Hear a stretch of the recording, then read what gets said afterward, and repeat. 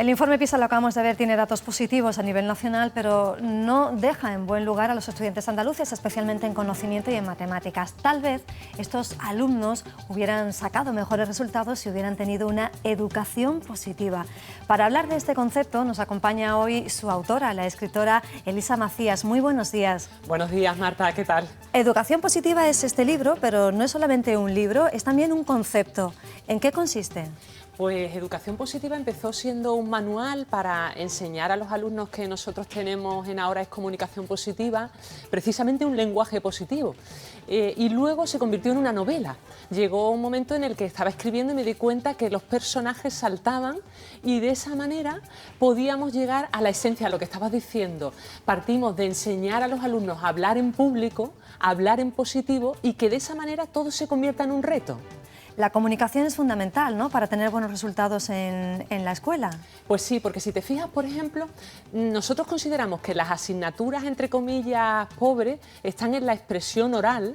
Entonces, no recordamos asignaturas como oratoria 1, expresión oral 2, imagínate, ¿no?, hablar en público 3, no están en primaria, no están en secundaria, en las facultades tampoco, aunque afortunadamente la comunidad educativa cada día está introduciendo más elementos en este campo. ¿Qué ocurre? Que si destinamos tiempo a que nuestros chicos hablen en público, expongan sus trabajos, después la comprensión lectora va a ser mucho más fácil y también va a ser mucho más fácil el poder de verdad integrarnos, el comunicarnos y el trasladarlo a todos los niveles. Y además, Marta, también va a ser el hecho de la motivación.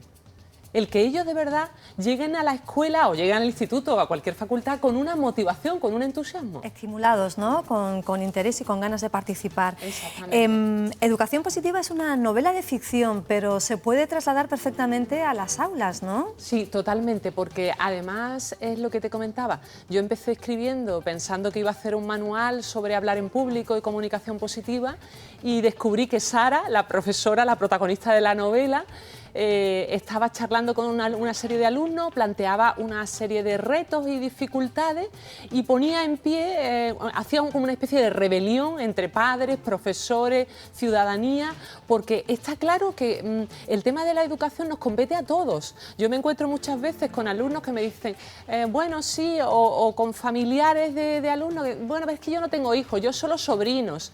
La educación no es responsabilidad de los padres, de los profesores, de los alumnos, sino de toda la ciudadanía. Entonces, a lo largo de la novela, insiste en esa idea para que nos concienciemos de lo que puede evolucionar en todo lo que estamos viendo. De hecho, el informe PISA es una muestra más, ¿no?, de todo lo que podemos cambiar. Y no tenemos que plantearnos si son datos malos o buenos, sino que estamos ante un reto, ante la oportunidad de verdad modificar y que nuestros chicos hablen en público, se comuniquen, utilicen un lenguaje de alta vibración. Dentro de ese lenguaje se destacan las palabras positivas frente a los conceptos negativos. Al final de algunos capítulos hay como unos mensajes, unos mensajes fuerza.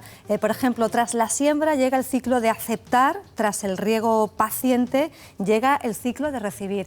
Y en grande, gracias, porque también es importante dar las gracias, ¿verdad, Elisa?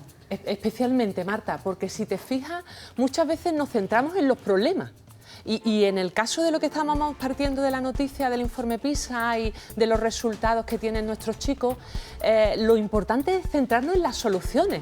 Entonces, cuando estamos dando las gracias, cuando les damos la oportunidad de que lleguen a la escuela motivados, entusiasmados, con el reto, con ese aprendizaje, estamos consiguiendo que de verdad tengamos una comunidad integrada.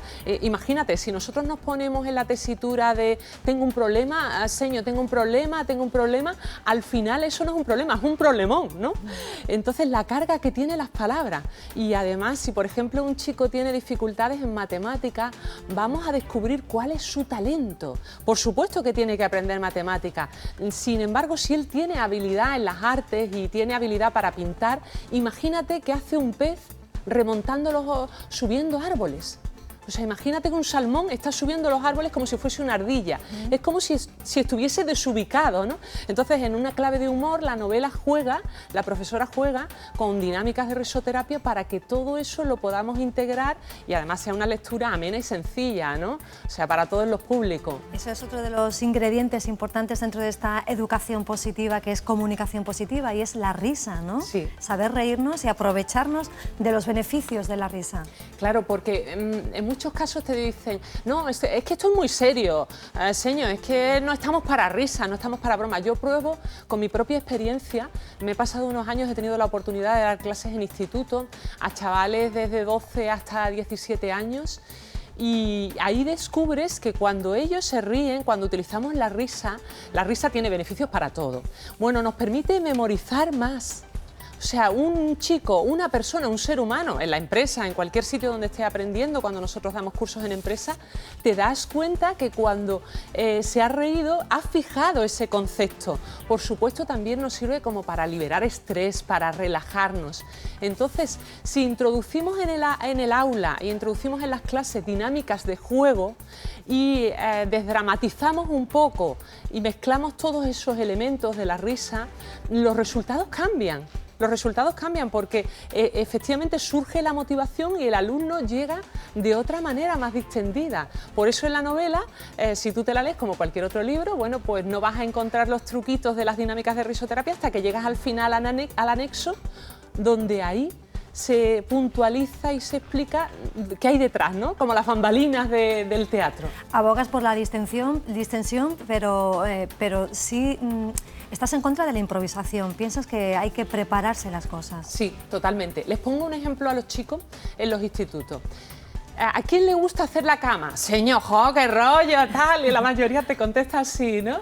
Bueno, ¿a quién duerme mejor ahora en otoño-invierno cuando la camita está bien hecha, la mantita, el edredón? ¿Quién descansa mejor? La mayoría, ¿no? Estupendo, vale. Entonces, ¿nos apasiona hacer la cama? Bueno, pues la verdad que todavía no he encontrado ningún alumno que le apasione hacer la cama. A lo mejor a los adultos tampoco, Tampoco, creo que no, Marta. Entonces, ¿qué ocurre? Hay veces que no nos apasionan las matemáticas o no nos apasiona la ciencia, determinado asignatura o determinado capítulo de esa asignatura, ¿no? Sin embargo, pueden ser muy útiles en nuestra vida. Por eso, dejarlo a la improvisación es como decir, bueno, ya fluirán las soluciones, ya fluirán los resultados. Para nada, en la vida podemos entrenarnos. Por eso te decía que cuando estamos hablando de comunicación positiva y de entrenar a los chicos en expresión oral, nos vamos a países como México, como Colombia o a Reino Unido, y se entrenan a diario, hay concursos para hablar. Aquí nosotros sacamos a un adolescente de 15 años a hablar en público con los compañeros y en muchos casos se bloquean. Se queda, señor, por favor, a mí no. y te digo que hay muchos proyectos de muy buenos educadores que están haciendo cambios en los sistemas y que están potenciando la oratoria, porque es una cadena, lleva al fomento de la lectura, lleva a la comprensión de la ciencia, de las matemáticas, es un eje, un vehículo.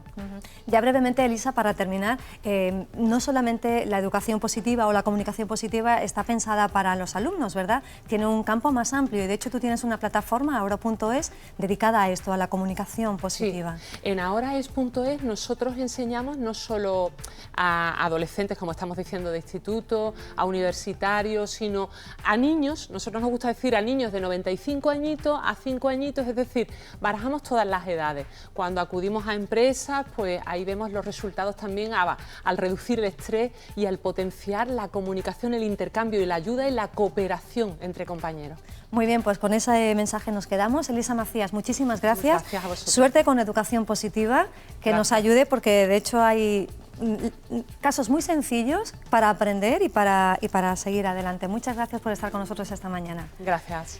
Estamos hablando de educación, pero estamos en diciembre y las Navidades se están colando casi por todas partes, Blanca. Sí, positivo.